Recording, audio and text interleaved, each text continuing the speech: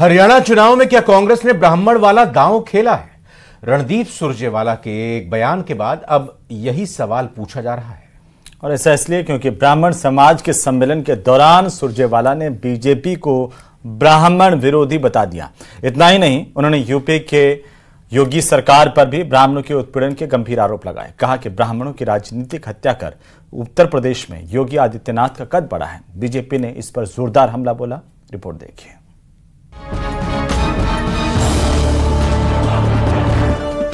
हरियाणा चुनाव में सियासी पारा हाई होते जा रहा है। बयानों की तलखी बढ़ती जा रही है। अब कांग्रेस नेता रणदीप सिंह सुरजेवाला ने बीजेपी पर बड़ा हमला बोला है। कैथल में ब्राह्मण समाज के सम्मेलन के दौरान सुरजेवाला ने बीजेपी को ब्राह्मण विरोधी बता दिया। इतना ही नहीं, उन्होंने यूपी के सीएम योगी आदित्यनाथ पर भी हमला बोला है। उन्होंने योगी सरकार पर ब्राह्मणों के उत्पीड़न के आरोप लगाए। कहा, ब्राह्मणों की राजनीतिक हत्या कर यूपी में योगी आदित्यनाथ का कद बढ़ा है। क्या हुआ पूरे उत्तर प्रदेश के ब्राह्मण नेतृत्व को? कहां गया बीजेपी का पूरा उत्तर प्रदेश का ब्राह्मण नेतृत्व? एक एक व्यक्ति से जाकर पूछ लीजिए, कानपुर पूछिए, बनारस पूछिए, लखनऊ पूछिए, मेरठ पूछिए, एक एक व्यक्ति को चुन चुनकर आदित्यनाथ ने मारा है। एक एक व्यक्ति को चुन चुनकर चिन्हित करके पंडित जी बीजेपी के लोगों ने नकारा है। एक एक व्यक्ति को चुन चुनकर उनके नेतृत्व को समाप्त किया है, क्योंकि सब जानते हैं कि नेतृत्व इस देश का सबसे बड़े प्रांत से आता है और वो उत्तर प्रदेश है। इसलिए अगर आदित्यनाथ को जिंदा रखना है तो ब्राह्मण समाज को मारना पड़ेगा। उनको मारकर उसके बाद उनकी राजनीतिक जो मार है उसके बाद फिर आदित्यनाथ का कद बढ़ा होगा। अजय सिंह बिष्ट उर्फ आदित्यनाथ। केंद्रीय मंत्री गिरिराज सिंह ने रणदीप सुरजेवाला के बयान पर पलटवार किया है। उन्होंने कहा कि ये वोट के खातिर किसी भी कीमत पर अपने चेहरे को बदल सकते हैं। रणदीप सुरजेवाला बताएं कि मुसलमानों के लिए प्राण देने के लिए तैयार हो जाते हैं। आज कहां से याद आ गया ब्राह्मण हिंदू ये वोट के खातिर ये किसी भी कीमत पर अपने चेहरे को बदल सकते हैं, गिरगिट से ज्यादा।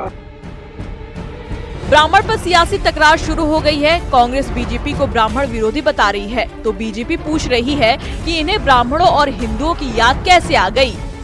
हरियाणा के रण में क्या कांग्रेस ब्राह्मण काट खेल रही है? रणदीप सुरजेवाला के बयान पर ये पूछा जा रहा है। लेकिन फिलहाल ब्राह्मण पर सियासी तकरार जारी है और आरोप प्रत्यारोप भी जारी है। Bureau report, news 18। तो दुनिया के सबसे बड़े मंच यूनाइटेड नेशंस पर भारत के विदेश मंत्री एस जयशंकर ने बहुत बड़ा ऐलान किया है। उन्होंने एक बार फिर कहा कि पीओके को वापस लेकर रहेंगे और उनके इस बयान से पाकिस्तान डरा हुआ है तो दुनिया भर में इसकी चर्चा हो रही है। आइए इस रिपोर्ट में आपको दिखाते हैं। सबसे बड़ा मंच, सबसे बड़ा ऐलान। Pakistan cross border terrorism policy will never succeed and it can have no expectation of impunity.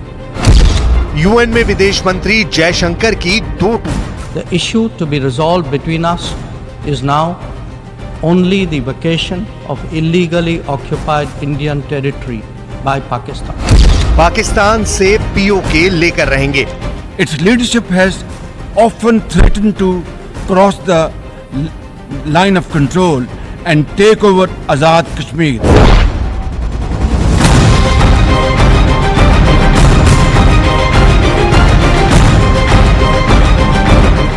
United Nations में भारत के विदेश मंत्री एस जयशंकर ने जैसे ही ऐलान किया कि भारत पाकिस्तान से पीओके लेकर रहेगा, पाकिस्तान समेत दुनिया के कई देशों में खलबली मच गई।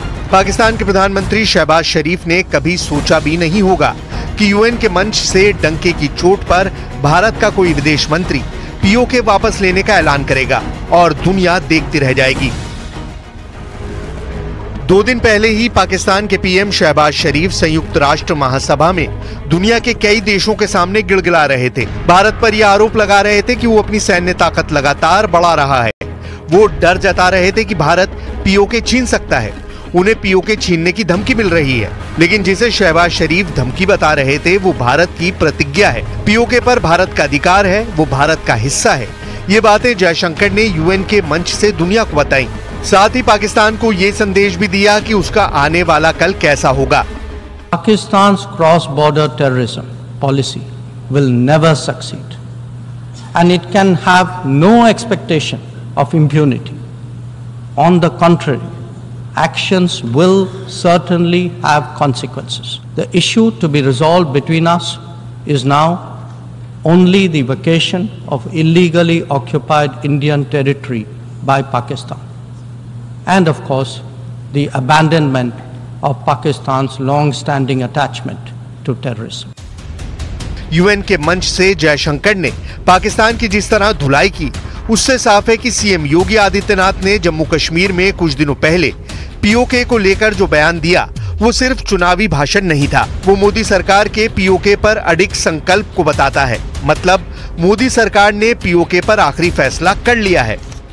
किसान है, रोटी के लाले पड़ रहे हैं। स्वाभाविक रूप से भिखमंगा पाकिस्तान आज अपने आप को नहीं संभाल पा रहा है। कहीं पर पाक अधिकृत कश्मीर उससे अलग होने की आवाज उठा रहा है। वो कह रहा है कि हमें भी तो अधिकार था जम्मू कश्मीर के चुनाव में भाग लेने का, क्योंकि पाकिस्तान तो मानवता का दुश्मन है। ये मानवता का एक कैंसर है। इस कैंसर से दुनिया को मुक्ति मिलनी ही चाहिए, और उस मुक्ति के लिए हम सब आपके पास आए हैं कहने के लिए। पहले सीएम योगी का अटैक, फिर जयशंकर का यूनाइटेड नेशंस के मंच पर हमला। ये सिर्फ पाकिस्तान के लिए ही नहीं, चीन के लिए भी भारत का कड़ा संदेश है, जो पाकिस्तान की मदद से पीओके में हस्तक्षेप करने की कोशिश में जुटा है। लेकिन पीओके में पाकिस्तान और चीन के खिलाफ लोगों का विरोध प्रदर्शन जारी है।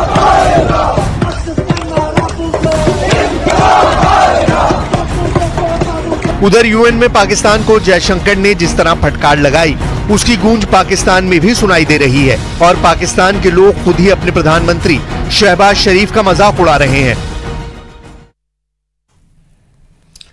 समाजवादी पार्टी विधायक महबूब अली के विवादित बयान पर सियासी घमासान जारी है। महबूब अली ने कहा कि मुस्लिम आबादी बढ़ गई और अब बीजेपी का राज खत्म हो जाएगा। तो वहीं समाजवादी पार्टी के विधायक के इस बयान को लेकर जहां बीजेपी ने करारा पलटवार किया, वहीं महबूब अली के विवादित बयान पर केस दर्ज हो गया है। महबूब अली और बिजनौर के समाजवादी पार्टी के जिलाध्यक्ष शेख जाकिर हुसैन के खिलाफ केस दर्ज किया गया है। ये रिपोर्ट देखिए।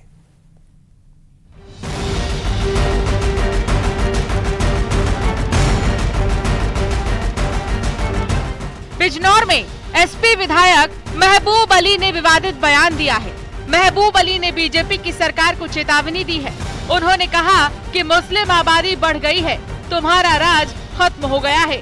एसपी विधायक यही नहीं रुके, उन्होंने कहा कि मुगलों ने देश में 800 साल राज किया, जब वो नहीं रहे तो तुम क्या रहोगे। अब तुम्हारा राज खत्म हो जाएगा, आबादी बढ़ रही है मुसलमानों की इतनी, और आगे सत्ता में आ जाएंगे। ये काम तो मुगलों के बस की नहीं, जो 850 साल हुकूमत कर रहे हैं, उनकी हैसियत कुछ नहीं हुई। साल 2027 के चुनाव को लेकर अमरोहा विधायक महबूब अली ने कहा कि 2027 में तुम जाओगे जरूर, हम आएंगे जरूर। बिजनौर में एक कार्यक्रम के दौरान मंच से दिए महबूब अली के बयान पर अब सियासत शुरू हो गई है।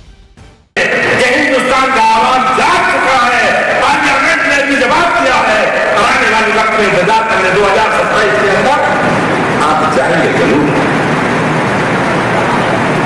और इंशाअल्लाह हम आएंगे जरूर। यूपी बीजेपी अध्यक्ष भूपेंद्र चौधरी ने महबूब अली के बयान पर समाजवादी पार्टी को जमकर घेरा। भूपेंद्र चौधरी ने कहा है कि एसपी की विभाजनकारी नीति को मुसलमान समझ चुका है। वहीं योगी सरकार में मंत्री दानिश अंसारी ने समाजवादी पार्टी पर मुसलमानों को वोट बैंक समझने का आरोप लगाया है। उनके चरित्र को समाजवादी पार्टी के जिस प्रकार से धार्मिक आधार पर विभाजन करके, धार्मिक टकराव पैदा करके और एक जाति और एक विशेष धर्म की बात की राजनीति करने वाले लोगों का स्थान उत्तर प्रदेश की में नहीं है, और उत्तर प्रदेश की जनता इस प्रकार के तत्वों को पहचान गई है। देखिए, समाजवादी पार्टी के जितने नेता हैं उनका केवल एजेंडा है कि मुसलमानों के ऊपर राजनीति करके अपना राजनीतिक उल्लू सीधा करना। समाजवादी पार्टी के नेताओं ने बड़े अफसोस की बात है कि हमेशा हम मुसलमानों को वोट बैंक के चश्मे से देखा है। और इसी के साथ न्यूज़ 18 प्राइम के इस बुलेटिन में फिलहाल इतना ही। हमें दीजिए अनुमति। नमस्कार।